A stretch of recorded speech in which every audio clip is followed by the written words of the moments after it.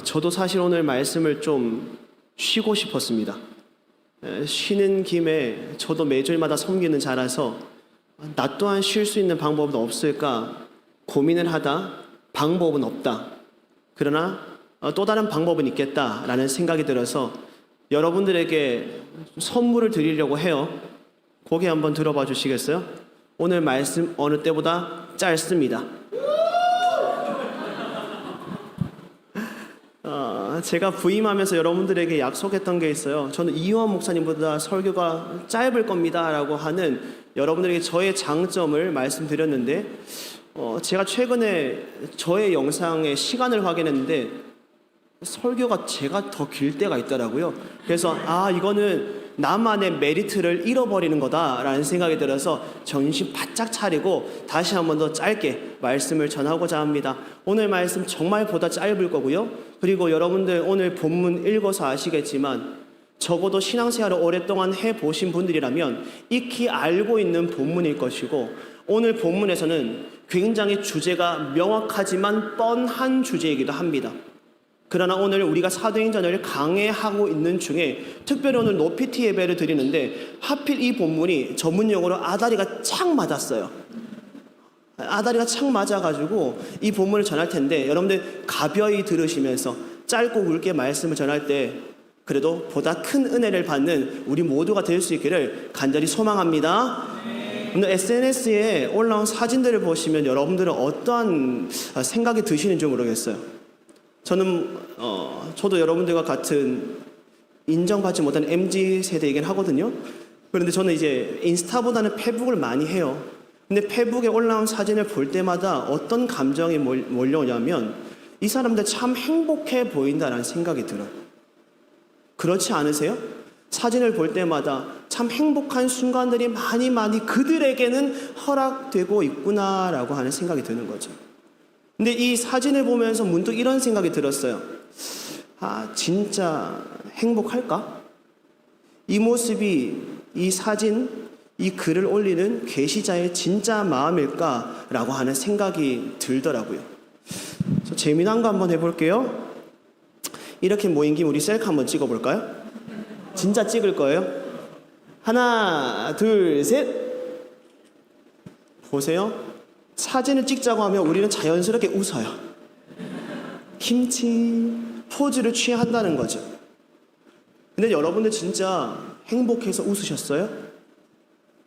지금 이 순간 예배드리는 이 순간이 너무 행복해서 원래 웃던 그 표정대로 사진을 찍었다라고 말할 수 있을까요? 전 모르겠더라고요. 신기해요.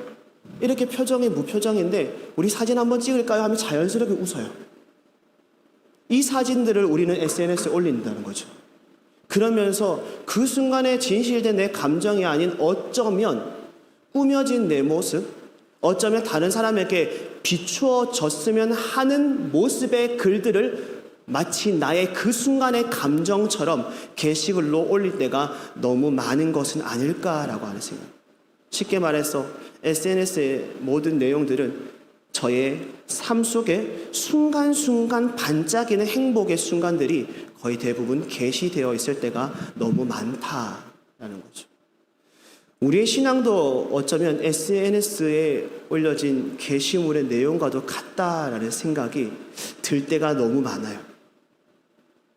매 순간마다 하나님의 은혜였으면 얼마나 좋을까라고 하는 생각이 들지만 오랜 신앙생활을 하는 가운데 좋은 일들이 있는가 하면 때로는 우리의 신앙생활 그 속에서도 마음이 무너질 때가 너무 많다.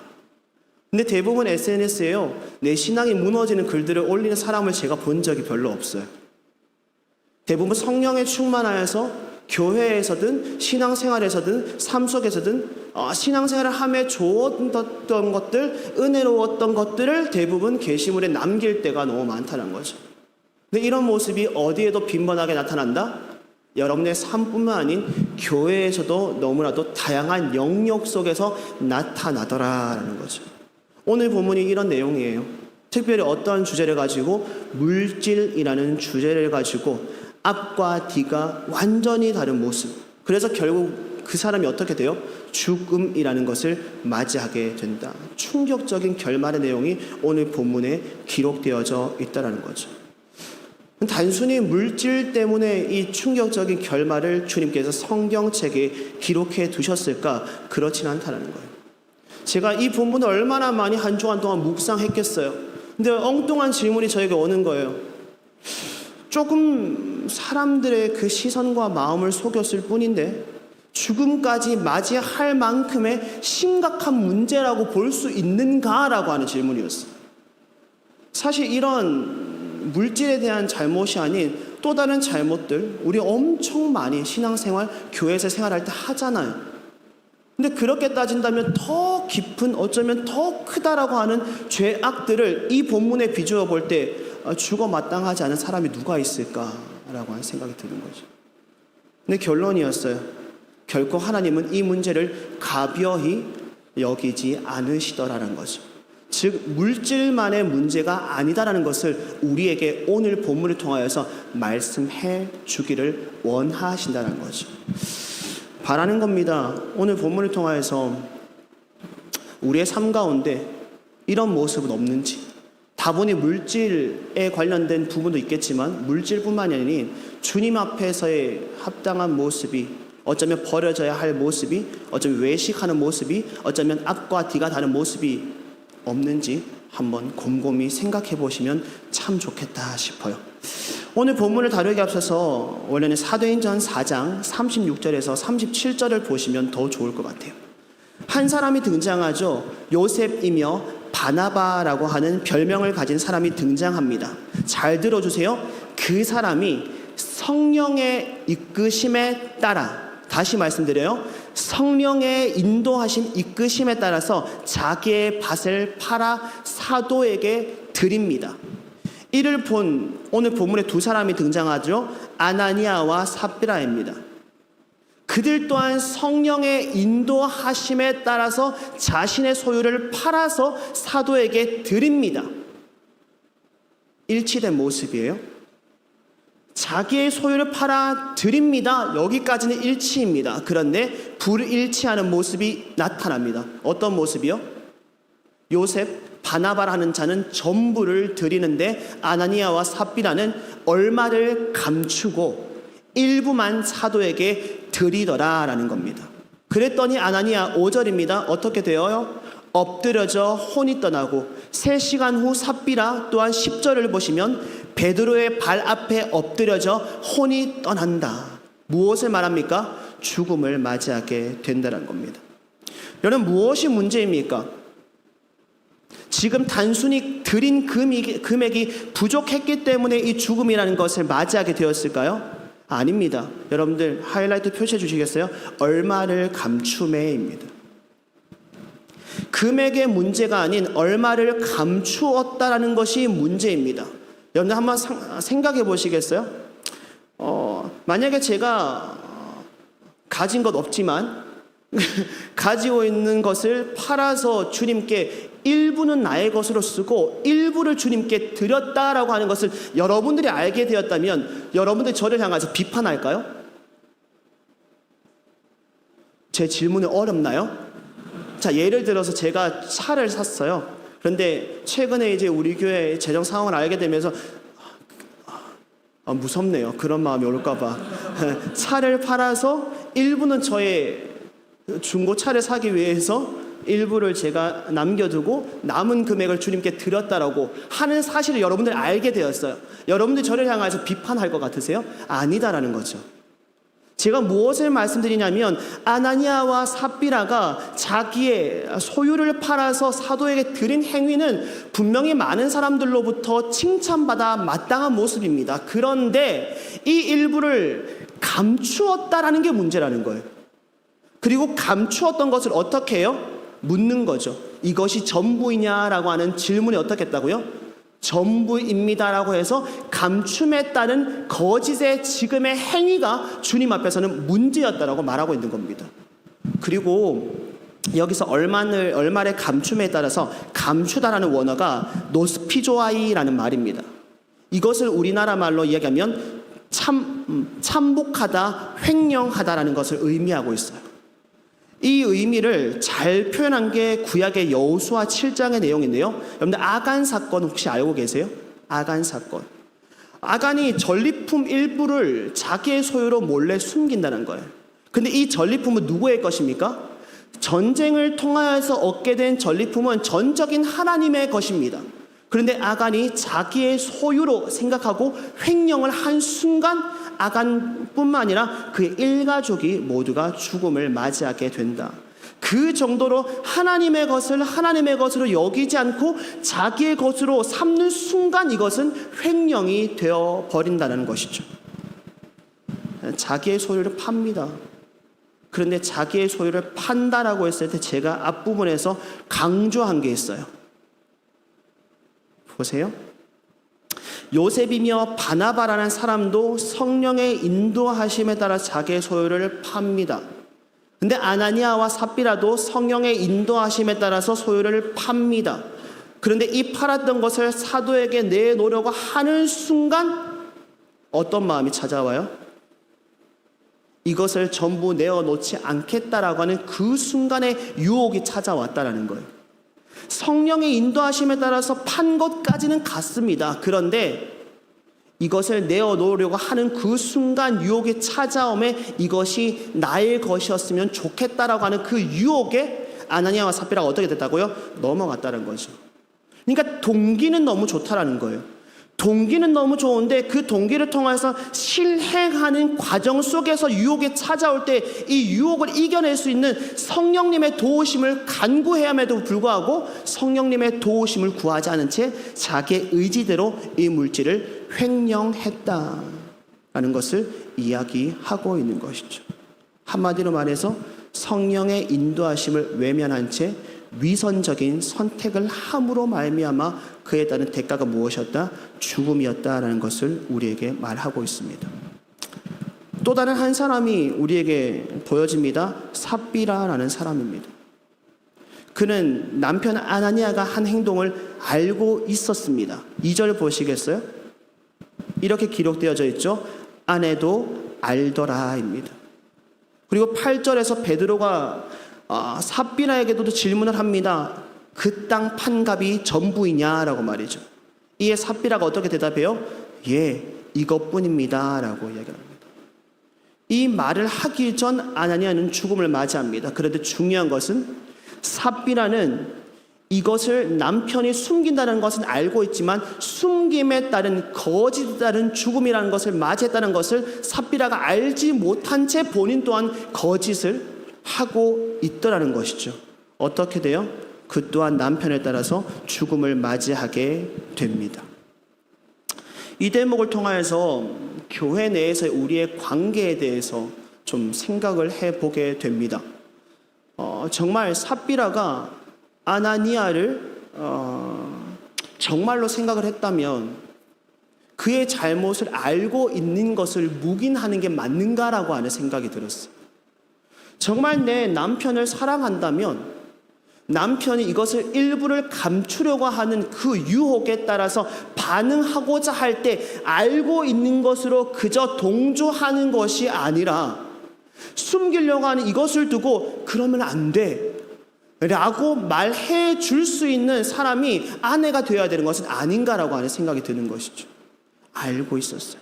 근데 함께 합니다. 창세기에 보시면 하나님께서 아담에게 돕는 배필로 하와를 줍니다. 돕는 배필이에요. 여기서 돕는다는 의미가 무엇이냐면 단순한 보조자의 역할이 아니라 함께 가는 사람, 그리고 동등한 파트너라는 것을 의미하는 게 돕는 배필입니다. 그러니 내가 주님을 위하여서 함께 걸어가는 돕는 배필이라면 주님 앞에서 이 사람이 넘어지지 않고 이 길을 끝까지 걸어갈 수 있도록 서로가 서로에게 돕는 역할을 하는 게 파트너가 되어야 한다는 겁니다. 그런데 보세요. 교회에서 오랫동안 신앙생활을 하는 가운데 관계적으로 깊어진 사람들, 특별히 친밀함이 있는 사람들이 실수를 했을 때, 옳지 못한 행동을 했을 때에 그 사람을 향하여서 그것이 옳지 않다라고 말하는 것이 쉽지 않더라는 겁니다. 오히려 관계가 없을 때는 오히려 말씀에 근거하여서 그의 행동을 두고 옳지 않아라고 말할 수 있지만 혹시나 현재까지 좋았던 관계가 틀어질까? 오히려 나와 더욱더 가까우면 가까울수록 그 사람이 나의 말을 통하여서 상처를 받을까? 옳지 못한 것을 옳지 못하다라고 말하지 못할 때가 우리 교회 공동체 안에 너무 많이 보여지더라는 거죠. 저는 아나니아와 삽비라를 보면서 우리 공동체가 서로의 잘못됨을 묵인하지 않는 공동체가 되었으면 참 좋겠다라는 생각이 듭니다. 그럼 이렇게 생각할 수 있죠. 그렇다면 주님 앞에서 정당한 것은 무엇입니까? 옳은 기준은 무엇입니까?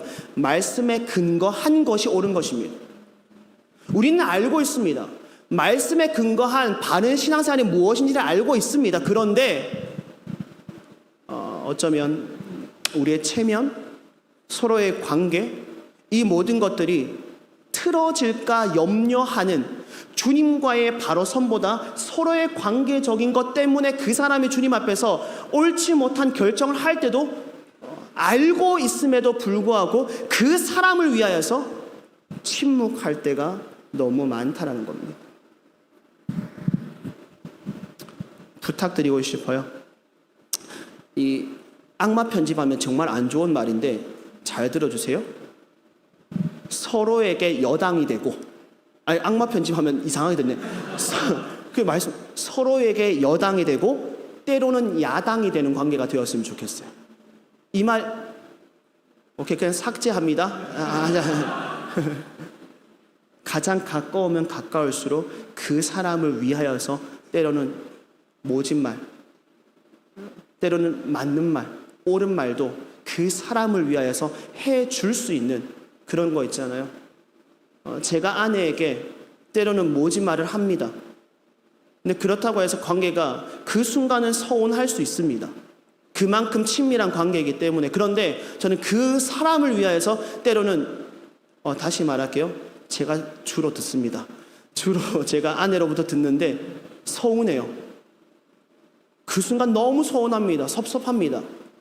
누구보다 나를 잘 아는 사람이 나를 향해서 그 말을 했을 때 매우 서운합니다. 그런데 곰곰이 생각해보면 그 말이 맞더라고요. 그 순간은 인정하기 싫습니다. 그런데 곰곰이 생각해보면 그 말이 맞다라고 여겨질 때 추후에 시간이 지나 제가 조심스럽게 이렇게 말합니다. 고마워. 이렇게. 우리 공동체는 우리의 관계보다 더 중요한 것은 주님과의 관계인 줄로 믿습니다.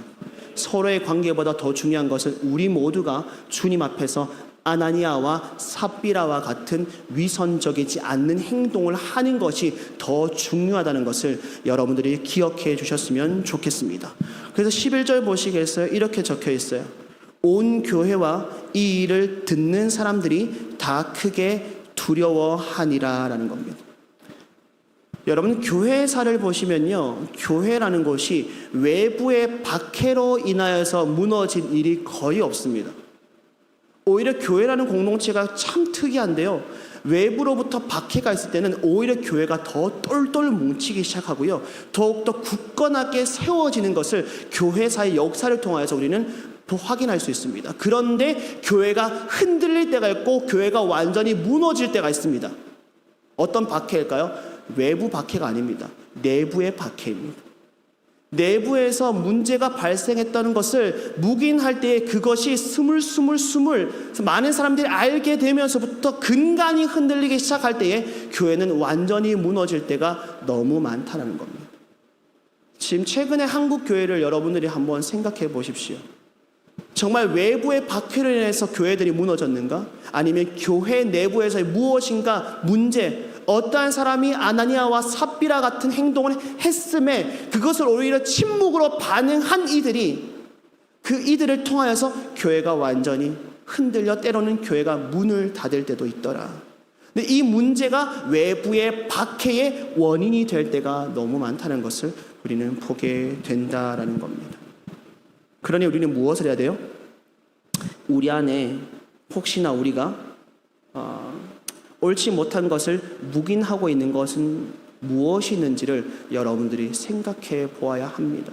근데 이는 다른 사람이 어떠한 삶을 살아가는지에 대해서 다른 사람을 살피기에 앞서서 우리는 먼저 우리를 주님 앞에서 내가 정말 주님 앞에서 앞과 뒤가 같은 주님 앞에서 옳은 삶을 살아가고 있는지를 먼저 점검해 볼 때 그에 따른 우리의 공동체의 건강한 모습이 비추어지지 않는가라는 생각을 하게 됩니다.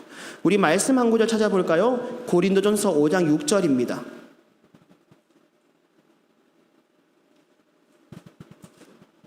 찾았으면 고개 들어서 표시해 주십시오. 고린도전서 5장 6절입니다.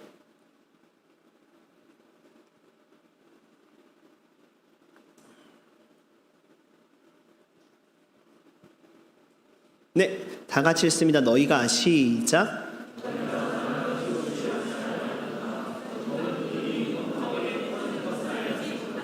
여러분, 아나니아와 삽비라가 왜 굳이 자기의 소유를 팔아서 사도들에게 내어놓았을까요? 저는 오늘 설교의 제목에 그렇게 표시를 해두었습니다. 좋아요, 좋아요. 시작은 성령님의 인도하셨지만 그 유혹 속에서 어떤 유혹이 찾아왔느냐라고 질문했을 때 많은 사람들의 시선이요.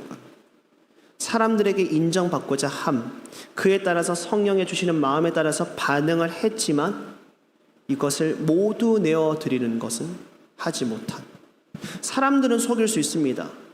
내어놓음으로 인하여서 모두 전부입니다 라고 하는 나의 입술의 말이 사람들로부터는 좋아요 라고 하는 인정받는 행위일 수 있습니다. 그러나 중요한 것은 성령님의 인도하심에 따라서 성령님의 인도하심에 따른 모든 것들을 내어놓아야 할 그들이 사람들은 속였지만 성령님은 속이지 못한다.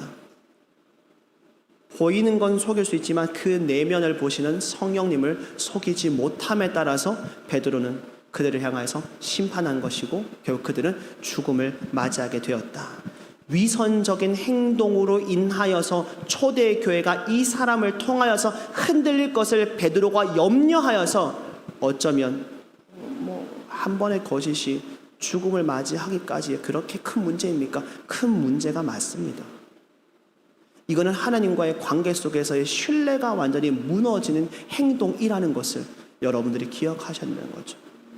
그러니 이것은 이 본문에서는 물질을 다루고 있지만 물질을 다루고 있는 게 아니죠. 돈뿐만 아니라 시간과 재능과 관계 속에서 하나님보다 사람들을 의식하는 모습이 우리들에게 없는가라고 하는 것을 우리에게 한번 점검해보라라고 하는 성경의 말씀이라는 겁니다. 단적인 예를 들어볼까요? 여러분들 교회에서 봉사할 때 정말 하나님을 기쁘시게 하기 위해서 봉사하는 거 맞죠? 맞으시죠? 맞죠? 그런데 내가 여기서 봉사를 함에 있어서 조금이라도 사람들에게 좋아요 라고 하는 인정을 받기 위함에 따른 동기가 있다면 여러분들 점검해 보셔야 되는 거죠. 시작할 때는 여러분들 분명히 좋은 마음으로 시작한다니까요. 그런데 그 세월이 흐르면 흐를수록 나도 모르게 사람들로부터 좋아요, 좋아요, 좋아요를 받는 그 받는다라는 것을 내가 알게 된 순간부터는 나도 모르게 자꾸만 내가 한 모든 행동들에 있어서 사람들로부터 좋아요를 받고 싶은 그런 마음이 생겨날 때가 너무 많다라는 겁니다. 저도 그렇죠. 저도 설교자인데 사람들로부터 설교를 통해서 은혜 받았습니다 라고 하는 말을 들으면 제가 얼마나 행복하겠어요. 여러분들 앞에서는 절대 표현하지 않죠. 그러나 집에 가는 차 안에서 혼자 웃고 있죠. 그럴 때마다 저의 연약함을 고백합니다. 그리고 언제나 설교 강단에 서기 전에 고백하죠. 주님만 드러나는 시간 되게 하여 주옵소서. 주님께서 드러나심으로 인하여서 저는 한낱의 도구로서 쓰임받는 그런 하나님의 말씀의 대언자가 되게 하여 주옵소서라고 고백하고 간다니까요. 근데 고백하고 난 후에도 저의 민낯을 제가 볼 때에 얼마나 부끄러운지 몰라요. 근데 웃긴 건 뭔지 아세요? 그러한 것들을 고백할 때 그 고백 또한 이상하게 보는 사람들이 많아요. 그만큼 그러한 말들도 악용하는 사람들이 더러 있더라는 거죠.